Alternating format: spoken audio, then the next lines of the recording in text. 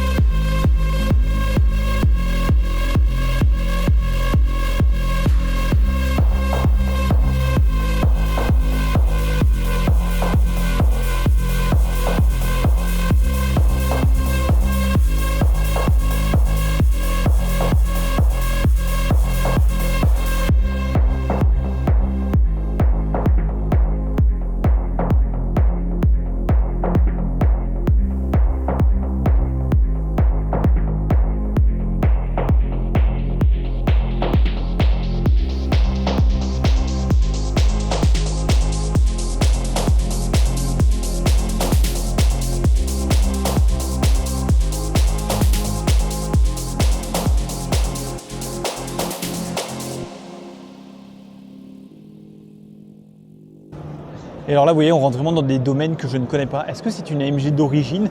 Est-ce que c'est une Hammer, par exemple? Est-ce que c'est d'une Koenig spéciale? Est-ce que c'est... Dites-le moi en tout cas, vous, en commentaire, qui pourrait m'aiguiller. Alors, on dirait quand même des Hammer et tout. Mais c'est beau. C'est vraiment beau.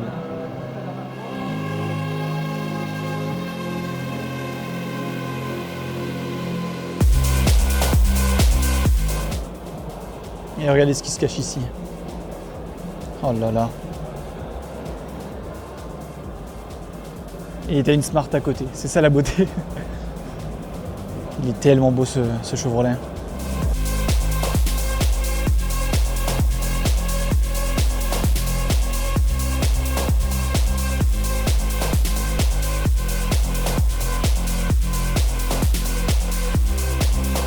Alors je ne sais pas si vous arrivez bien à voir et à comprendre l'ambiance qu'il y a ici. Il y a de tout. Vous voyez qu'il y a une Renault Mégane là, RS je ne sais quoi, qui est incroyable. On peut avoir du pot de yaourt décapotable, on dirait que c'est fait sur mesure. Il y a vraiment de tout, il y a de la patine, celle-là elle est en train de s'effondrer, la pauvre DS sur hydraulique. D'ailleurs c'est cool parce que on voit la différence du coup. L'hydraulique forcément avec le temps ça perd en pression, ça fait des fuites et à fur et à mesure les voitures s'affaissent. Et d'ailleurs, petite astuce les gars, pour les Rolls des années 80 et les Bentley des années 80 c'est la même chose. Un Rolls c'était pour ceux qui veulent être conduits et les Bentley c'était pour ceux qui veulent conduire. Généralement c'est ça la différence entre les deux. Mais c'était le même groupe, ils avaient les mêmes voitures et en gros vous aviez le démarrage qui était du côté conducteur, enfin du côté... comme ça quoi, du côté trottoir, un peu comme les Porsche. Alors Porsche c'était un héritage, vous savez en gros vous pouviez démarrer par là. Et Porsche c'est un héritage à la course automobile bien sûr, au démarrage style Le Mans, où la personne venait courir à la portière, démarrer le moteur le plus vite possible avant de s'asseoir et avant de s'attacher, avant de faire des machins, ils avaient déjà lancé leur voiture.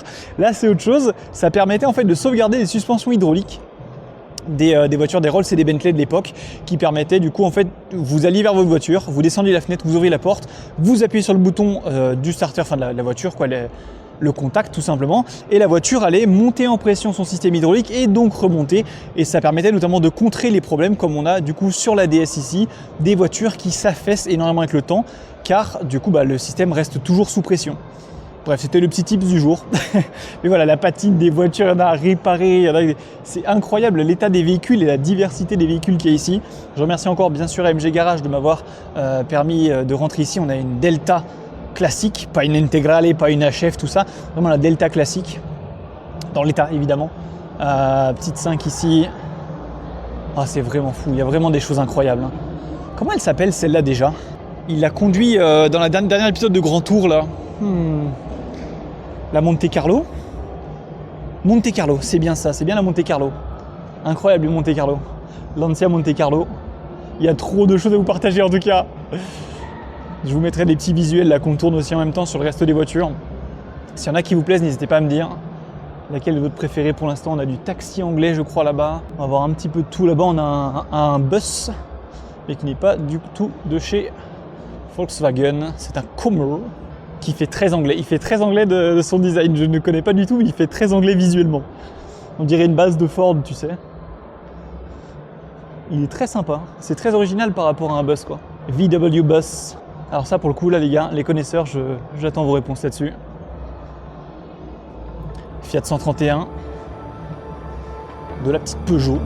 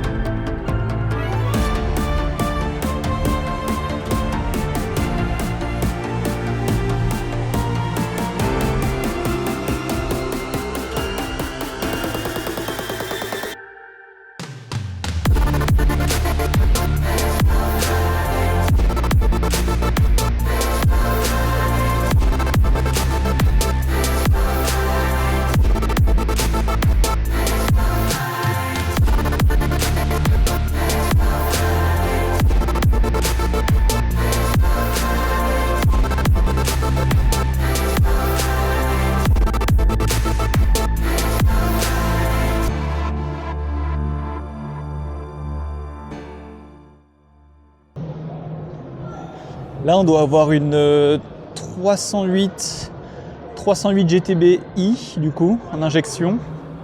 Ça doit être ça, normalement. Ou 308 GTB-i. Magnifique. Un petit Basso Wheels. Non, c'est une folie, tout ce qui rentre. Oh. J'ai l'impression de trop parler, là, pour le coup. Un taxi londonien.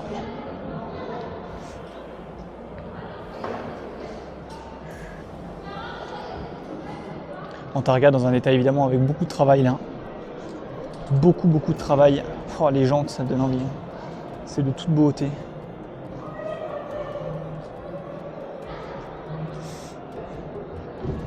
On va aller voir le reste. On a encore une Delta ici. Delta suisse. Dans des états. Oh là là. Mais qu'est-ce que c'est que ça? On dirait vraiment une Abarth. Hein. Là, je vous emmène dans un endroit quand même plutôt sympathique, quoi. Mais qu'est-ce que c'est que ça, en fait? Bon, ça, c'est une Porsche, d'accord? Mais ça, on dirait évidemment les arrières de Abarth, Alfa Romeo, enfin, design très italien. On le voit hein, sur les 250 GTB, bien sûr, 150 GTO. Cet arrière-là, un petit peu, on l'a bien sûr sur les Alfa Romeo et sur certaines Abarth. Bon, dans un état à la coque, elle est vraiment explosée. Je pense qu'il y a très peu de choses à récupérer, mais c'est très sympa quand même. Et je vais vous montrer deux voitures assez spéciales, ce sont des Koenig spéciales. Et ça parle, franchement, voilà, les années du bonheur, on va dire, où les voitures avaient vraiment du style. Et je trouve que, c'est même pas si on peut appeler ça un tuner en soi, mais c'était assez incroyable, avec des designs très larges. Ça marchait beaucoup, notamment au Japon, vous en allez avoir beaucoup, notamment sur des Ferrari. Et là, vous avez voilà, l'arrière que ça lui fait. On va aller voir la deuxième, du coup, ici. En noir, en un peu meilleur état. Puis elle paraît beaucoup plus longue parce qu'elle a 4 portes. Hein. Elle est plus longue du coup. Et ça fait un avion de chasse. C'est court, c'est quand même assez incroyable quoi. C'est une folie.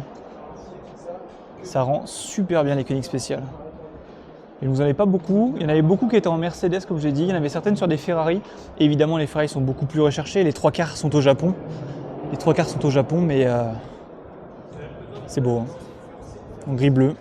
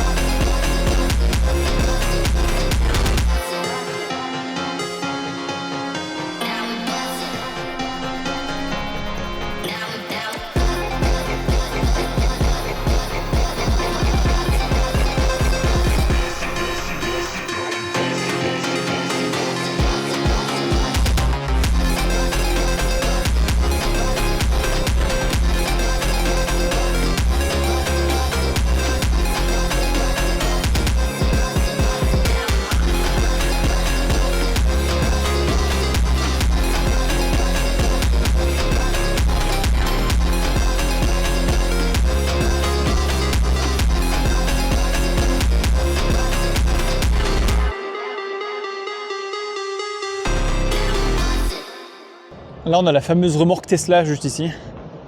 Bon, je sais pas combien elle va, mais il y a de quoi tenir une bonne longueur, là, une bonne autonomie.